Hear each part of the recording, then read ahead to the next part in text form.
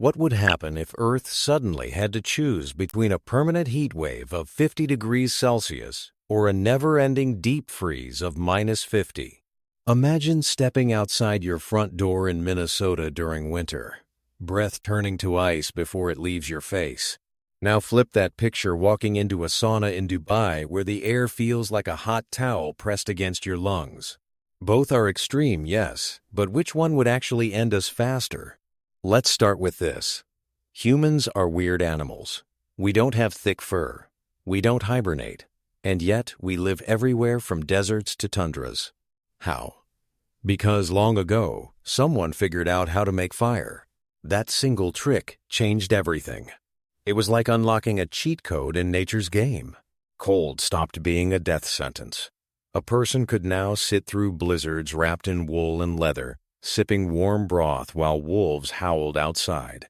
But what about heat? Try wrapping yourself in blankets when it's already burning outside. Doesn't help, right? In fact, it makes things worse. Your body fights heat by sweating like tiny invisible sprinklers all over your skin. But here's the catch. Sweat only cools you if it can evaporate.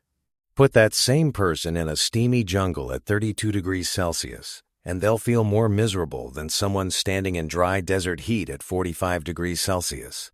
Humidity traps heat like plastic wrap on soup. So for an individual, short-term survival might lean toward high heat if it's dry and you've got water. But now, zoom out. Think not about one person, but about cities, farms, power grids, food systems. Which world is easier to maintain? One too cold or one too hot? Here's where it flips. In a -50 world, sure it's brutal. 1 minute outside without protection, and your eyelashes freeze shut. But remember, keeping heat in is something we're really good at. Build insulated walls, dig underground shelters, burn fuel, run boilers, pipe warm air through tunnels. Done. Entire communities could live under domes like futuristic mole people, growing food with artificial light, recycling air and water. The tech exists today. Even Mars bases are designed this way. But try doing the opposite in a +50 degrees Celsius world. You can't just add coolness. Cooling isn't creation, it's removal.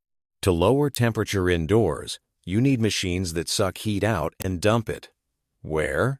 Outside. But if the outside is already 50 degrees Celsius, that exhaust has nowhere to go. It's like trying to empty a bathtub using a cup, but the ocean is rising faster than you can bail. Air conditioners already do this dance every summer. They move heat from inside buildings to city streets, making sidewalks hotter, making cities into ovens. In places like Phoenix, the nighttime doesn't cool down anymore because all those AC units are dumping waste heat nonstop. It's a feedback loop. Hotter days mean more AC use, which means even hotter nights, which means more AC. And unlike heating, cooling eats energy, a lot of it. Your heater burns gas or uses electricity to generate warmth easy. But your AC must run compressors, fans, refrigerants, all working hard to pull heat away. At global scale, fighting constant heat means massive power demands, failing grids, blackouts during peak hours. No power, no cooling. No cooling, people die, fast. Now let's talk about nature. Animals don't vote on climate, but they respond to it. When winter comes, squirrels stash nuts, bears slow down. Some frogs even let their bodies partially freeze, literally become ice cubes, then thaw back to life. These aren't magic tricks, they're survival math. Cold slows metabolism, less food needed, movement reduced, energy saved. Heat does the opposite. It speeds everything up. Bugs multiply faster. Plants dry out. Water evaporates quicker. Soil cracks. Crops fail. Even microbes go wild, spoiling food in hours instead of days. Long term, a superheated planet stresses ecosystems until they collapse. And here's a twist most people miss. Space itself is cold, really cold. Out there, temperatures hover around negative 270 degrees Celsius. So if humanity ever builds space stations or lunar colonies, insulation and heat retention will be top priorities. We won't worry about overheating from the sun? Actually, we will.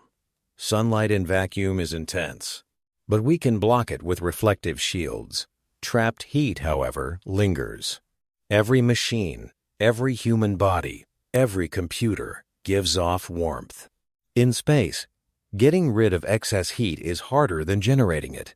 NASA spends serious engineering time designing radiators not to keep astronauts warm, but to stop them from cooking in their own body heat.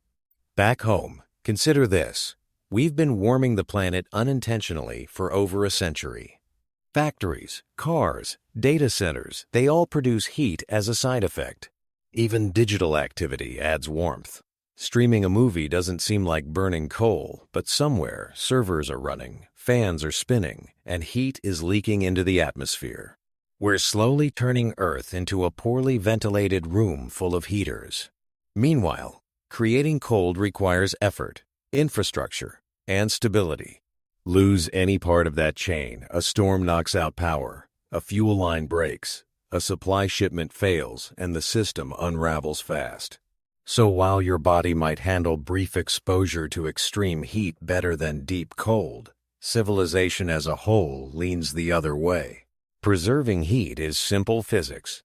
Removing it is constant labor. If Earth faced a choice between eternal frost or endless blaze, history suggests we'd adapt better to the freeze. Not because it's pleasant, but because containment beats dispersion. Holding on to warmth is doable. Fighting relentless heat, that's a war we may not win even with all our technology. The balance of survival lies not in comfort, but in control. Our greatest strength isn't resistance, it's insulation.